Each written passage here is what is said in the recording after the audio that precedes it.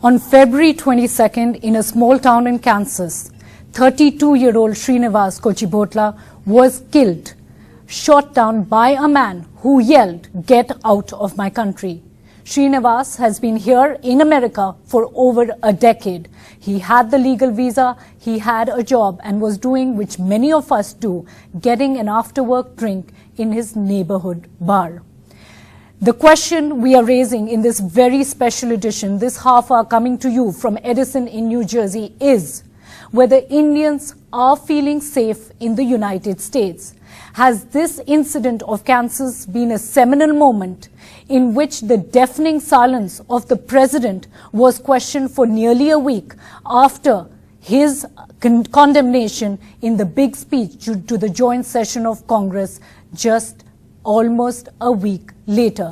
Is that truly enough, or does more need to be done? All that and more with a special panel of guests who are very involved in not just the Telugu community, but the Indian American community, and which have given a voice, guidance and strength to many Indians trying to figure out their safety here in this very country. I'm going to begin from my right-hand side. Rajeshwar Gangasani is the president of North America Telugu Association. Upendra Chivukula is a renowned politician, has been in fact a long-term voice in the Democratic Party, was the first Indian American also to be elected in the New Jersey Assembly. Paramesh Bhim Reddy is the president-elect of the American Telugu Association. Mohan Krishna, the North American Telugu Sangam's president. Lakshmi Devamini, the Telugu Association of America's regional coordinator for New York and New Jersey. And finally, Mahindra Musku, who is the president of Telangana American Telugu Association. So I'm going to begin with you, Upendra Chivukula. If you can tell me about the kind of fear levels, if I have to rate on a scale of 1 to 10, how scared are not just Telugu's community, but Indian Americans living here post what we witnessed in Kansas? It depends on your visa status. If you're people like me, I've been living in the United States for 42 years, and I have seen so many things. So I'm cautious, but I think I don't see that much fear. There are people who are living at green cards, who are living for last 20 years, 15 years. I think they are also not seeing this as a big problem.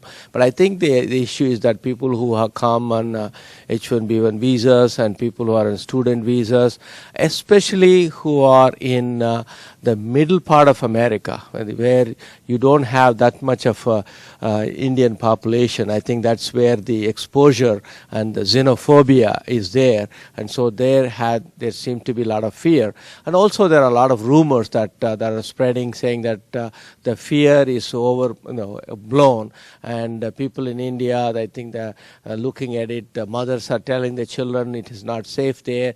You come, and then it's like the frenzy is going on. I think we have to stop that. I think it should not be looked at that way. I think there has to be a constructive way of dealing with this situation. Just tell me exactly about what the reality in India is. A lot of alarmist signals. Don't speak your local language outside in America. Stay away from bars. Stay away from any place where you see a majority of white Americans. Yep, definitely. Like there is some sense of worry, and especially after the new government came up, since Mr. President won on the election with his slogan that the job market and opportunities should be American. And I've been in this country from 20 years, and even after 9/11, I haven't seen this much of a worry going around. We need to make sure the government hears our voice. We need to give some sense of comfort to the immigrant community. But at the same time, I would say it's not as bad as it's being projected. Lakshmi, you deal a lot with people who are either immigrants or trying to get a legal status here in America. What is the kind of advice which is going out post-Kansas? Was Kansas a big turning point? After this incident, everybody is very cautious and thinking that this is the same reason it happened. Obviously, when you are away from home, it always happens that we are worried, and even in India something happens, being here, all of us, we really get worried sometimes, how my parents are, what is happening and everything. So here also the same thing, like when we are all here in a big number, our people back home is definitely getting worried. And as far as the immigration is concerned, I don't see anything that has been on the paper to be implemented here yet. He's just talking, like everyone. Whoever wins the election, they wanted to do something, whatever they have promised when they are in the elections. So he's trying to talk about all those things, but nothing has been come onto the paper. The only one thing that has come onto the paper now has been appealed by the court, and it is stopped. So after that, nothing has been implemented, and unless until it has to be on the paper, we should not really get worried about anything of the immigration. But the question which a lot of people possibly are asking right now is, what defines a real American? I mean, are we defined by the color of our skin? Are we defined by the language we speak? Or are we defined by the legal status either on our passports or basic human dignity? I think liberty and freedom. America is just liberty and freedom, nothing else. It's liberty and freedom. Liberty and freedom. That's all America represents, and we should not ever in our dreams also question that. This is the country that stood up in the entire world during the World War, or when America got involved, are the forefathers who wrote the Constitution. This is the liberty and freedom. So there is no country that has the First Amendment and Second Amendments in their Constitution, which gives the full rights to the people.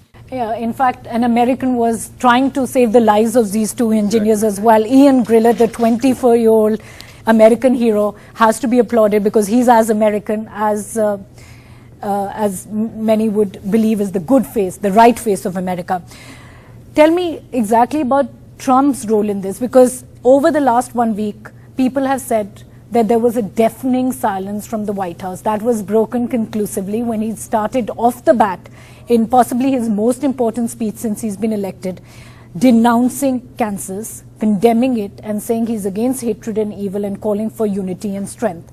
But is that enough? Are those words enough? The way I see it, Donald Trump came out earlier and condemned this because as a president, he cannot jump and say something which unless until it is confirmed by the local authorities and the FBI and the Secret Service, whatever.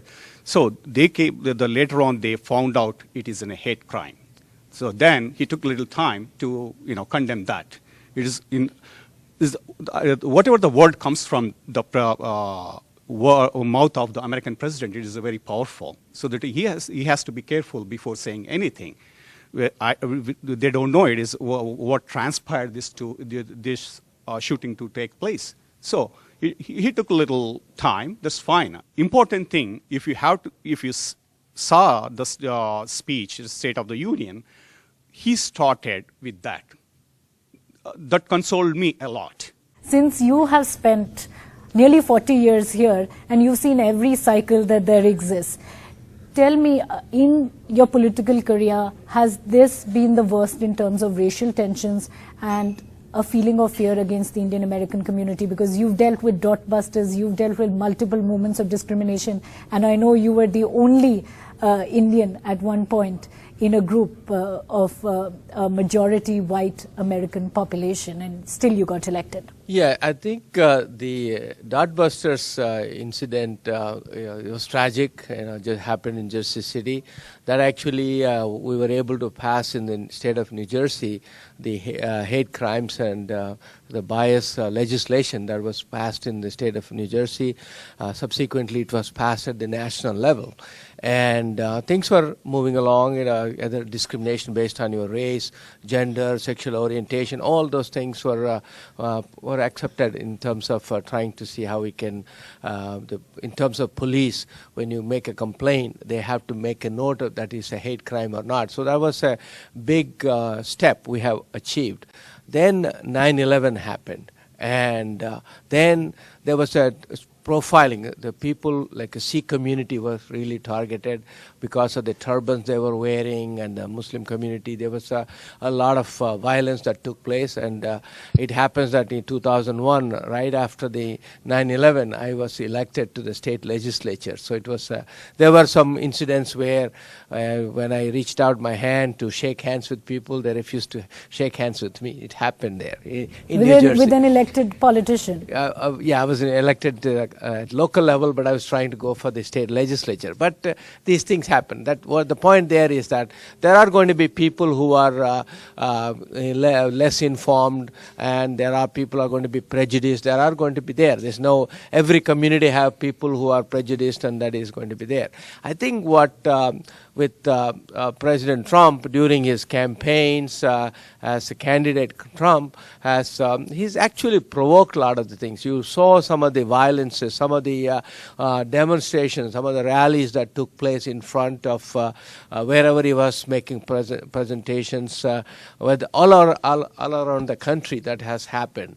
And so I think there is something about him, or maybe he's a very honorable man, but I think maybe the way he expresses himself and that spirit, nationalism spirit. And when you say nationalism, America, you asked a question earlier, who is an American? America is a mosaic of people. It's not a one nation. It's a nation of nations. People come from around the world and they become part of it. They could look brown, they could look black, they could look yellow. They're all Americans. They're not necessarily they have to be white. They speak different languages. They bring different cultures. That is that's what the mosaic about America is. I think we have to choose a smart way of dealing with this situation, and we should not overreact. And I think we have the rights, and the law is on our side. It is going to protect us, and we should not be spending time on the blame game. But I think we should calm the people's nerves, but we have to be cautious. Is America still the safest place for Indian Americans? Yes, America is the safest place for Indians. Important thing is, the first time, most of the Indians, they voted for Trump. This land is of opportunities. America is a great country which gives opportunity to so many people, and it still remains the same for so many people. So it's a dream country for a lot of people to come in here. As outsiders of this country, it's being settled here. It's our job also to respect this country. We're completely out of time, but the main message which is coming out from these esteemed panelists here is that America is still a safe place for Indian Americans. There is a lot that needs to be done. There's a platform which might give voice to more hatred. There are incidents which have spiked up, but those need to be addressed not just by the efforts of the Indian American community here, but also by the efforts of the government sitting in New Delhi. Thanks so much for watching.